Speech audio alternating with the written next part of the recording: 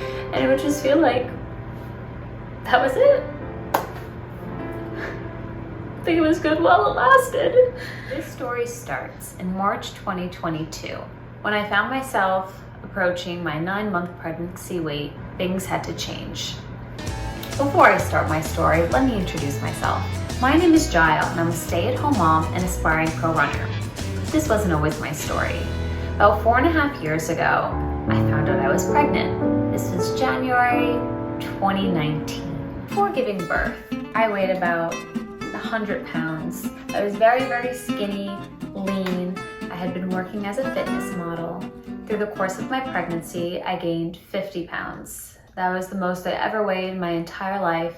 And I remember everyone kept telling me, reassuring me that I was gonna lose the weight, that I was gonna go back to how I was. I already had all these healthy habits and it'll be, just like that. Except that couldn't have been further from my reality. By 2021, I had lost about 30 pounds. Instead of continuing in that trajectory, it ended up going the opposite way, and I just kept gaining weight, but it was such a slow progression until I realized that I'm about to be back at my 9-month pregnancy weight. At that point, it was like reality just slapped me in the face, and I realized that I needed to make a change. It's funny how when you get to a certain point, all these different things that happened in your life, they just make sense. And some little things, especially things during childhood that you just thought were like insignificant, later on play a role, and it's just crazy. Running. When I was 29 years old, 4 years ago, I listed different things that made me me, that filled my soul with so much joy and love, that these are the things that I'm about. Running didn't even make the list. It wasn't even there. I didn't even consider it a hobby. It's so crazy how God works. It's crazy. It's crazy to like our human brains because we can't comprehend it because it's so much bigger. 2 months postpartum, my husband ran his first half marathon. And I thought he was out of his mind. I thought it was the craziest thing ever. I didn't understand why anyone would want to run 13.1 miles. I said, isn't like 5 miles enough? Isn't 10 miles enough? I didn't get it. 2 years later, I ended up running my first half marathon. The struggles I had to go through to get to that point, it was difficult. Besides that, it wasn't on the radar of something that I would actually consider as a career path, let alone like becoming my whole life. I ran it a lot slower than I thought I would. I thought I would be able to hold my pace of what I could do like 2 or 3 miles. 13.1, that was a different challenge. And I tried to be as consistent as I could, but I made all the mistakes that you can think of, all the mistakes that anyone could make as a new runner, I made. And it was really, really hard. I wasn't able to put in that many miles. I had to take months off. So I would take a month off here. Maybe I'd be able to get like 2 runs in a week, and then I would be hurt again. It was just this whole cycle. I didn't know what I was doing. And honestly, I had my hands full with motherhood. So the fact that I was even able to run a half marathon, I was happy with that. Focusing on speed just wasn't really a priority at that point in time. But after I ran my first one, I was like, you know what? I want to run another one next year. In a year, give me another year and I'll be ready to do another race. I was able to shave like 6 minutes, I believe, off my time, which was a PR. But after having a whole year, it's like, come on, you would expect a little bit better. And I was able to be a bit more consistent. But at that point in time, it was my excuses. I had every excuse in the book. I was tired, I didn't have the energy. My husband wasn't there. I didn't want to use the stroller because we had these crazy hills where I lived. So running on flat wasn't really an option except in the gym, but it was too hot. So I didn't really want to do that. And I let my feelings determine whether or not I was going to reach my goal. Did I reach it? No. Anyone can tell you that. So I was like, you know what? I don't think half marathons are really my thing. Let me try another race. It ended up being the Turkey Trot was coming up. So 2 weeks later, I tried the Turkey Trot. That was an 8K, so that's 5 miles. And my pace, again, it was better than the half marathon, but the potential that I have, it was a disgrace. It was a disgrace to my potential.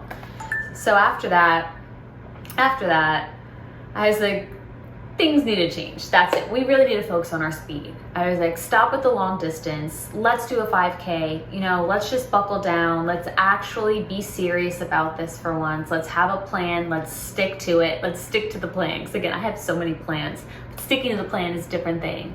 And I would say a couple days later on Instagram, I had this run coach reach out to me to seeing if I was interested in joining her Run a Faster 5K challenge.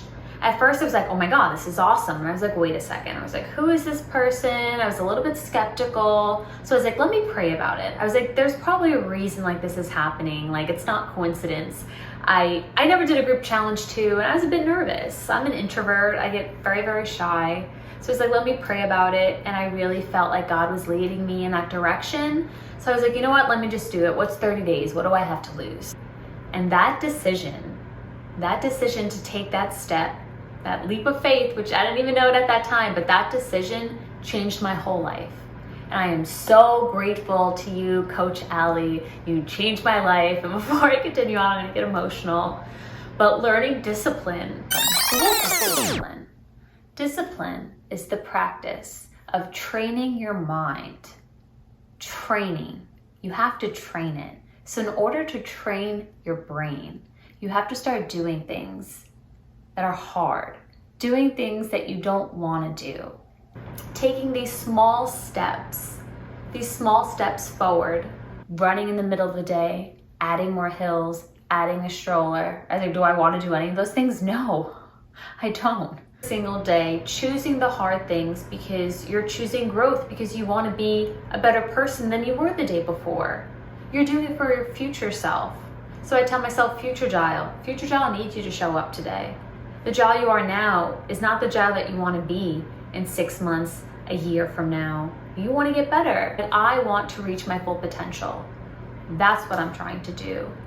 I want to see what the human body is really capable of. And we're all capable of doing different things, and we all have different strengths. We all have different weaknesses.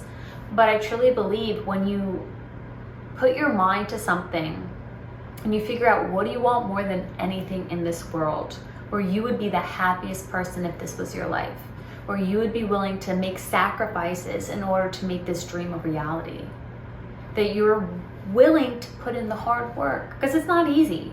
Everyone's looking for a quick fix these days. Everyone. That's not the answer. It's not.